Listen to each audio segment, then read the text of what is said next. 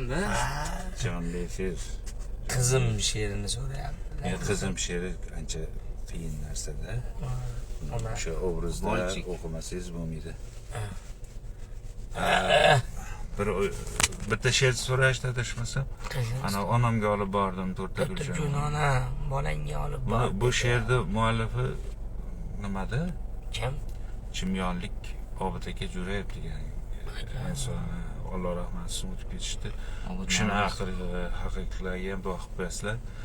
Men endi eshitdim. Sizga nima bir Hofiz yigit qo'shiq qilgan, shuni oldidan she'r o'qib bering. Darrov o'qish kerak bo'lgan shu. Akam iltimos qilib olib o'qiganman. Ammo zo'r o'qigansiz aka. O'qishi bo'lib qoldi-yu. She'r qolaverdi. Hozirgacha yetib kelyapti. Rahmat borlar. Men ham ko'pchilik tashaydi shu she'rni o'qigan bor to'ylarda. Onamga olib bordim to'rtta kulchani. Vaydat. Bolangga olib bor dedi-ya onam. To tonggacha yig'ladi osmon, buning bilan yig'ladim men ham.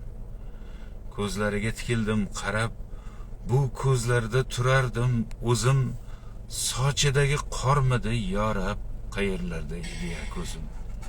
Men negadir asal olmadim, yo olgani yo'qmidi pulim, kimlargadir sovg'a bir quchoq, o'z onamga yo'qmidi gulim. Allakimga qilgan sovg'amiz hatto ochilmaydi, pisand bo'lmaydi. Xursand bo'lsin deya tuqqan onamiz bir juft paypoq olishizga kelmaydi. Men notavon, buyuk notavon, yolg'izimsiz otamdan qolgan, azizimsiz meni onajon dardlar tortib charchagan, toligan.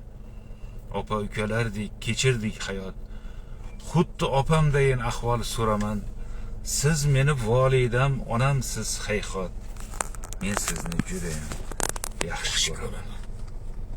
Onamga olib bordim to'rtta kulchani. Bolangga olib bor dedi-ya onam. To tonggacha yig'ladi osmon. To tonggacha yig'ladi osmon, uning bilan yig'ladim men ham. Assalomu alaykum ustoz deyapti Mirjalol degan. Va alaykum assalom. Rahmat, Alloh rozi bo'lsin. Ovoz yaxshi bo'lyaptimi ekan? So'rab. Ovoz yaxshi bo'lyaptimi qadrdonlar? O'ktam akami podpischilari. Ovoz qalay? Kalla.